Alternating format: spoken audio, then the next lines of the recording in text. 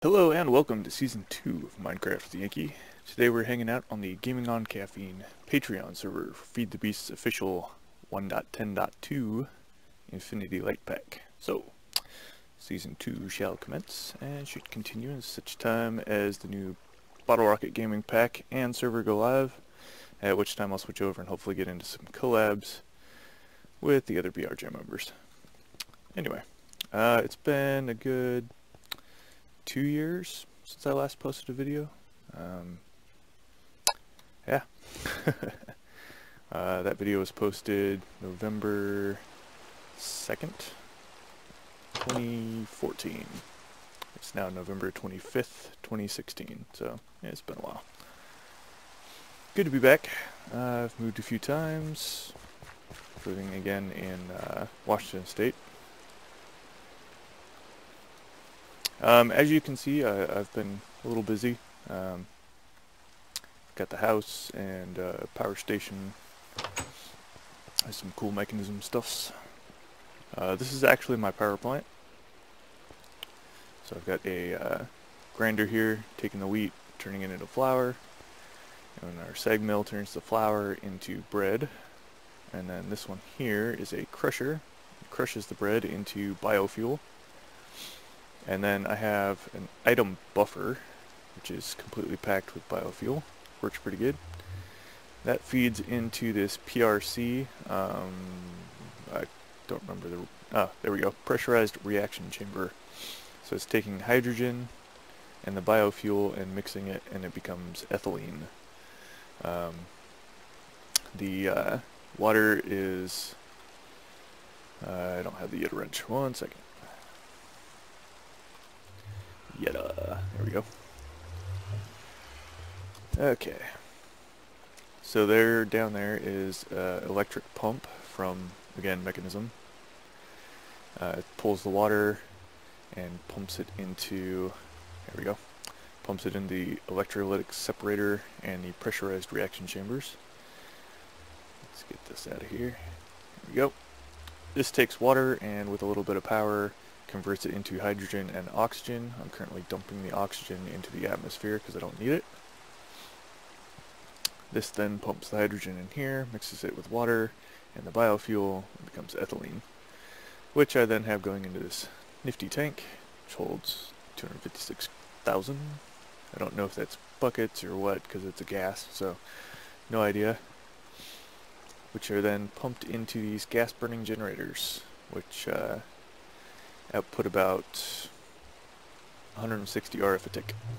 So once this actually fires up, it's producing about 15,000 RF a tick, even though this only says 160. So I'm not sure how they rate that, but this input goes all the way up to 15,000 when it's fully active, so good to go. This is a logic gate from RF Tools. Basically, this is allowing it to recharge. These are set with redstone signals. So once this is actually active, this will kick on, and they won't kick off until our storage up top, which is this here, Draconium, 1.64 billion. It won't actually turn off until that's totally full. So the way I have it set currently, 99% energy pylon, which is directly connected to the draconium storage, and then this here, when it's less than 75% full, will also emit a redstone signal. Excuse me. Okay, so the way the logic gate works is when all 3 of the redstone signals are active, it turns it on, and every other one is set to keep.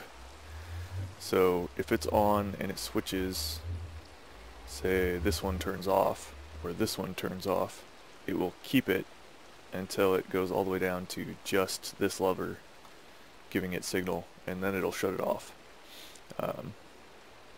If there's no signal at all, it turns it off completely, and then every other one is just keep whatever the previous redstone signal was. So all of them must be on to turn it on, and only this lever can be on to turn it off, or everything off to turn it off. So if I flip the lever, yeah. Anyways, so that's all automated. It's kind of nice. It puts out a lot of power. It doesn't use very much wheat.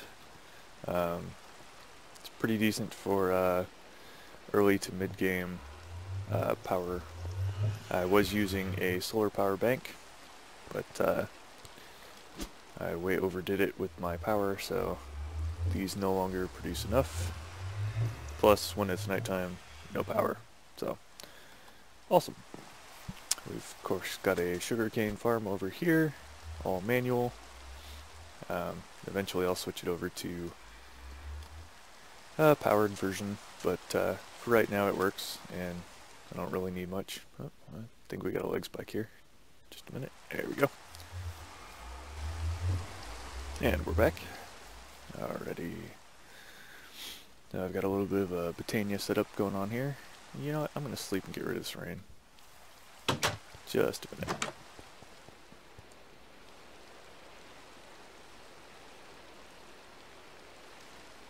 Okay. Rain should disappear momentarily. Alright. I've got a little bit of a Botania setup going on here. As you can see, these spreaders push into this mana distributor, which puts it into each of the mana pools. Basically, just spreads it out. That way it's not all trying to go into a single pool. And then these pools here have a spark with an upgrade on them that pulls so these stay full all the time. These are excuse me, Natura Pylons, and they're keeping my Alfheim gate open. So cool. And then of course we have flowers everywhere because of the bees that I was working on. So we've got nothing in that one. We've got an Imperial in this one.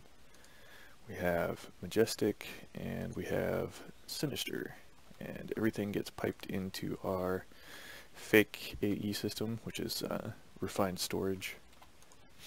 Works pretty good.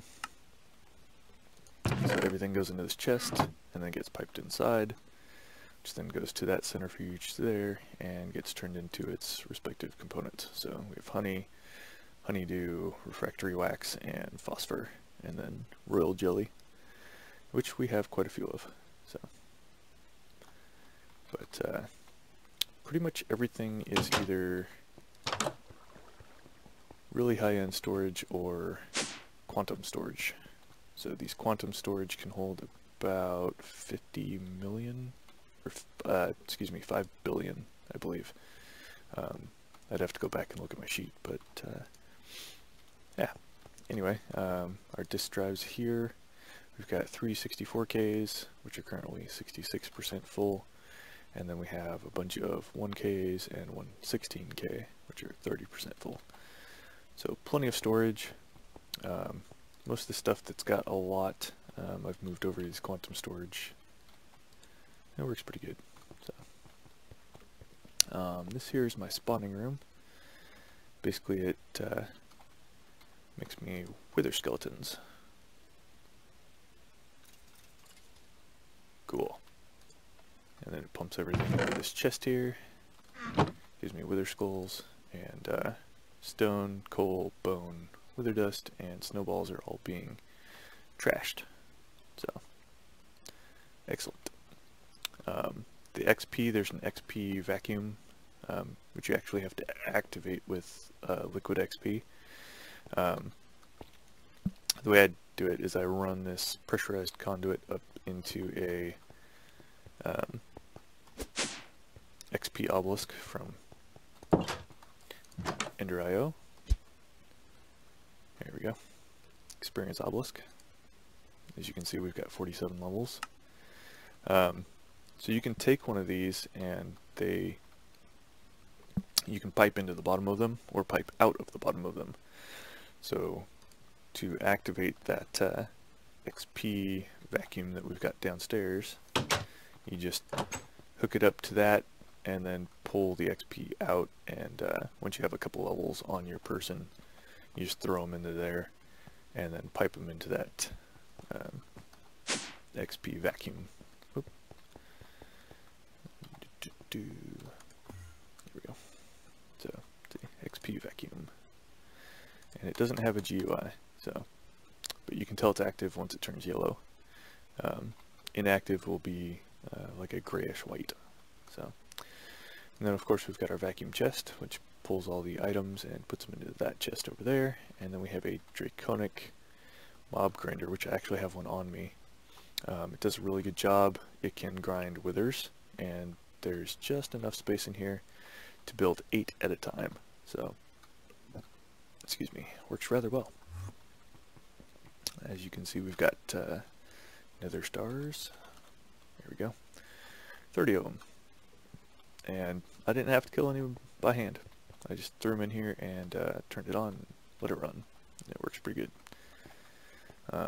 I have to go in there to craft them myself, but I've got this the ender thing, and when you put a ender pearl and a couple levels on it, it gives you a travel ability and lets you hold shift and right click with it to teleport. It's just pretty handy. So I don't have to break glass or anything. I just boink and then do whatever I need to do. And I can swap out this powered spawner for another powered spawner, or I can put vanilla spawners in there. So, and we've got a snow golem powered spawner for the frozen cores. Frozen core. I needed these for the salamander eye, which is right here, which dispels blaze fireballs, reflects gassed fireballs while held, and puts out fires on and around you. That's a pretty handy tool for when you need to go into the nether and fight some blazes. Alright. That's the 5-cent tour there for you. This is a new mod called Roots. It's pretty cool. It was a little confusing getting it set up, and these boots are driving me nuts. Hold on. Okay. Why is my step assist still on? Boy.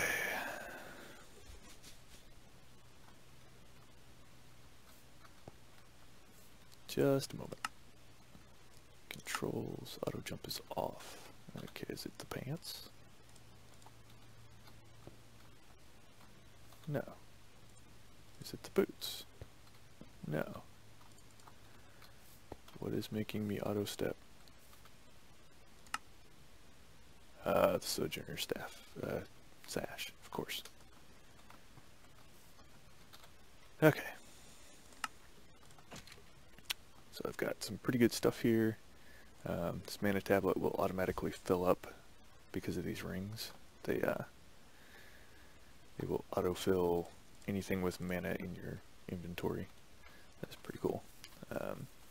Here is our wheat and carrot and potato farm. I actually pulled the wheat out for the moment and threw in some potatoes because we have a massive amount of wheat. These are from the Roots mod. They are called growing standing stones. They require a redstone signal to activate, so I just put a block of redstone under them. And they make things grow a lot faster than they would normally. They seem to work pretty good. I put potatoes in there, I would have to say like 3 or 4 hours ago. And all this is chunk loaded, so let's see, potatoes. We have 18,000 potatoes. We have 44,500 wheat and 34,000 carrots. So yeah, I think we're doing pretty good. I'm gonna have to move some of those. I don't have a quantum storage for potatoes or carrots. I don't think I have one for carrots anyway. I do have 2 of them open here ready to go. I just need to put them in, which I probably should have done before I actually started harvesting them, but that's alright. So I started out with a standard 9x9 I watched too much Direwolf 20. But yeah, 9x9, and then I expanded it to another 9x9 and just got a little crazy with it. This is almost identical to the house that I made in Season 1. I think. Season 1? I think it was Season 1. No. This would be identical to the house I had on my server when I was playing on the BottleRocketGaming server with the 1.5 pack. So, yeah. It works pretty good. I like the setup. It's pretty roomy. This is my infinite, well, near infinite obsidian generator. So it turns out when you take and you pump into seared tanks and then have faucets on them into smelter drains, they pour in at exactly the same speed. So you can turn this on with a button. I've got my indirect I/O conduits here, so redstone will turn them on and off, as you can see. And then if you look in here, this very, very slowly creates obsidian. And these don't really increase. They show a tick, but they never get above that. So it's really handy and useful. And then I have a Ender I/O conduit in here, pressurized fluid conduit, and then I have it set to extract with a signal. That way it can't do anything if it's just sitting there. And then I put the facade on top because you can't actually put the lever directly on the conduit without a facade. So as you can see, it's now draining that into the casting basin and making us obsidian. And I say near infinite because I have a pump in the nether, and it's currently not putting out any more lava, but we have 33.3 million millibuckets, which is 33,300 buckets. So we have quite a bit of lava. But we have plenty of obsidian. We have almost 10 grand. So I'm going to go ahead and shut this back off because we don't need it right now. And you can also do this manually if you don't feel the urge to set it up. And yeah, it's kind of a mess, but it's functional. It works good. So, all right.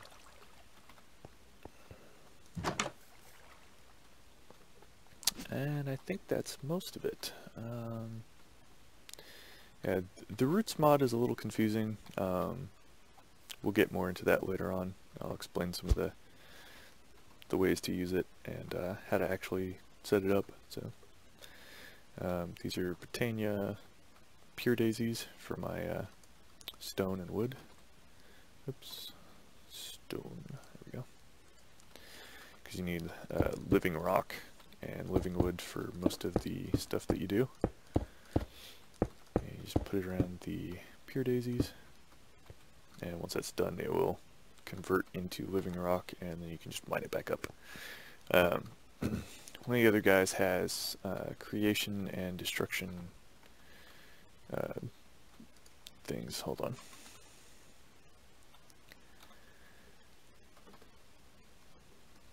I know I have one in here. I just don't remember what exactly it's called. Just a moment. I only have one. Here it is. Destructor and Constructor. And these can be placed above and below these blocks. And then you can set it up with a lever or a button. And you just hit the button and it makes, or not makes, but puts all the stone down for you. And then once it turns into living rock, you can have the destructors automatically switch it. So, works pretty good. One of the other guys has a full setup of it, and it works really well. So, let's throw this back in here. Okay. Now, for the mana, I made Gormorillus, which basically eats food and then turns it into mana. I've been feeding it toast because it's based off how many hunger bars it refills and how much saturation it refills, so it works pretty good. I've got it on a timer system set to, oop, that's really loud, 200 ticks. 20 ticks is 1 second, so, uh-oh, that one's not working. Make sure this is linked up. Why aren't you spreading? Alright, well that one's wasting mana. I'm gonna have to figure out a different setup for this. Let's get rid of you. That's it. Set this mana spreader to this distributor. There we go. And that's probably kind of loud for you guys. Sorry about that. And that will just spread to all the mana pools. Cool. And I'll figure out a different setup later, because that is really stinking loud and annoying. I don't really need it going right now, so we're going to throw this back in here. Alright. So, yeah, that is our 5-cent tour, or 2-cent tour, whatever you want to call it. Grid power, new in extra utilities too, so we'll get into that as well as some of the setup for mechanism. Like I said, I am playing on the Gaming on Caffeine Patreon server, and as such,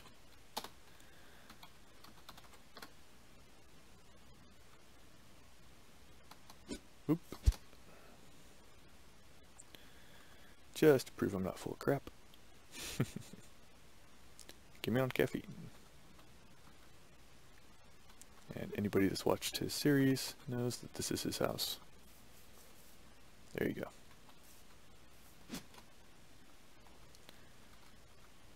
So he doesn't live too far from me. And if you actually look here, this is all his area. Cool. Alright, let's go back home.